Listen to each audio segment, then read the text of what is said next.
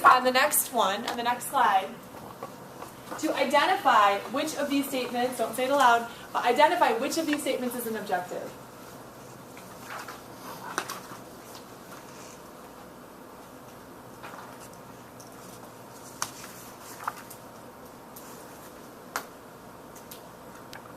Okay, what is it? Top one. It is the top. Why? That's an action.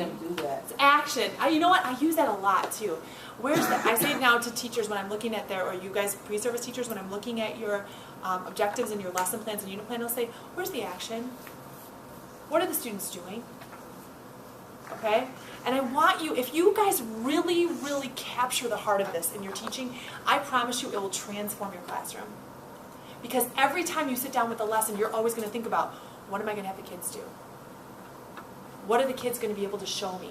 How are the kids going to be able to demonstrate? And I promise you, if you really get it, it won't always be the students will complete this worksheet. The students will answer the questions in the section review. But it will instead be something like create. And I'm going to tell you, this particular word really lights me up. Create. Do you guys like creating stuff? Do you like making stuff? Mm-hmm. Think about the power of that word in itself. Okay, so that's what Baker's getting us to think about. All right, performance verbs describe something you do, not an internal state of being. Something you actually do, but not an internal state of being. And this is where a lot of people get very confused.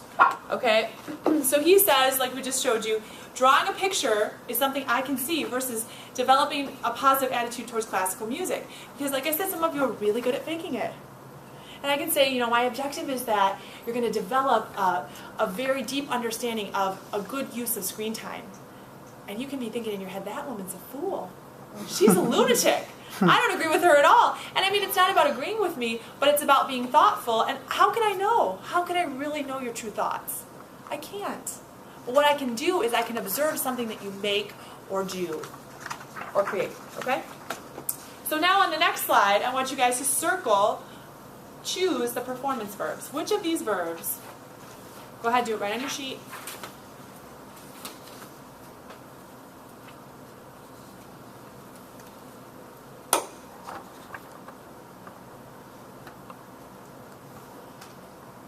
Are performance verbs.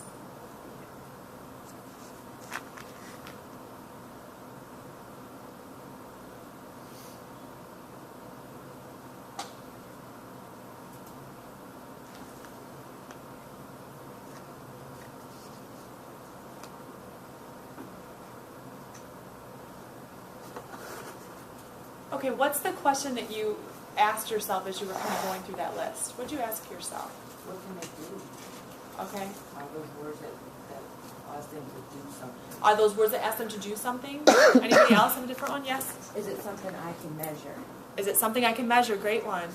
I had to think about the smiling example because he said in the book where he was talking about, you know, you have to have a good smile, otherwise you could lose customers or lose your job, which therefore it could be an objective.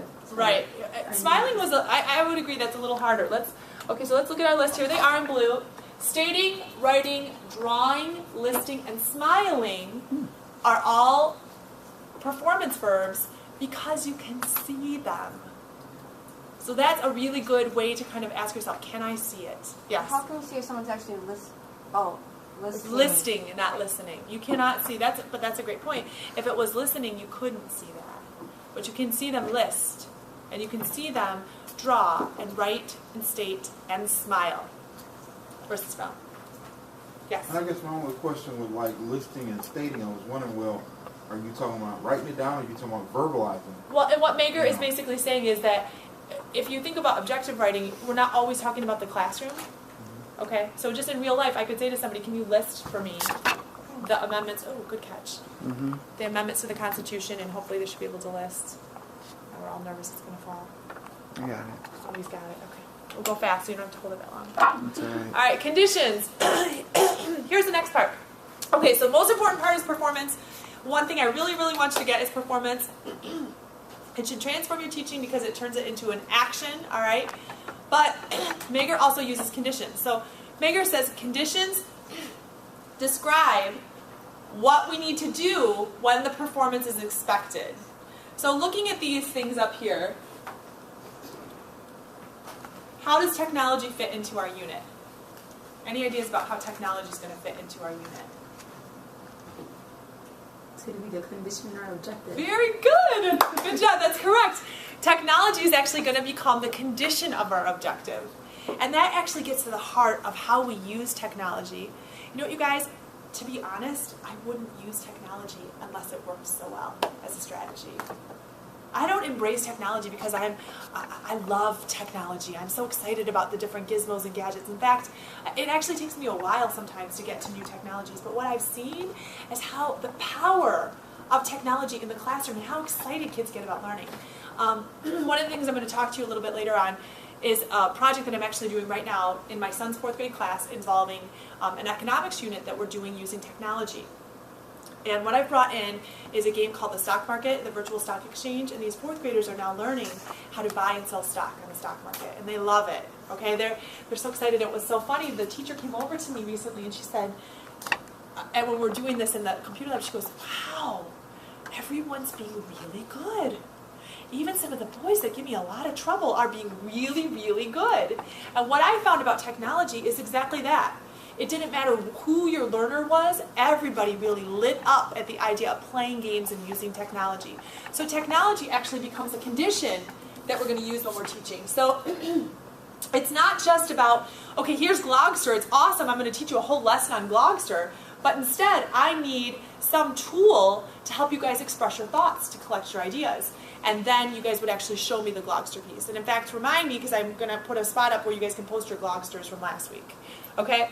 So here are some examples that Megar gives without the aid of lecture notes, given a chart of the periodic table, using a graphing calculator. How about using a Microsoft PowerPoint, creating a Microsoft PowerPoint, using Glogster, some of the things we've already done. You only use a condition when you have to use something special. In this particular unit that you guys are going to create for your final project, and we're going to start today, everyone's going to pick their unit before they leave, pick their topic for their unit before they leave. Every lesson is going to integrate technology. In the real classroom, does every lesson integrate technology? No. Probably not. I would say, honestly, probably about 75% of my lessons did. I use technology about 75% of the time. And even, I would say, in the traditional classroom now, I use technology probably more like 90% of the time. I'll use a technology piece, just because it works so well. And there's such a variety of strategies that you can incorporate. Okay, learners are prohibited from using something. Have you ever had a class where you couldn't do something? Mm-hmm. Okay. That's what Megar's telling us. And learners have to perform the task under a special condition. We know that technology is important and that our 21st century students need to be able to showcase their 21st century technology skills. Okay, so your turn. Ready? I want you to look at the statement. I want you to circle the performance and underline the condition. Circle the performance verb and underline the condition. Here, I'll hold it so you can do it, Gail.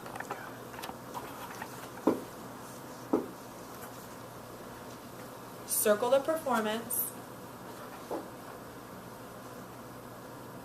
underline the condition.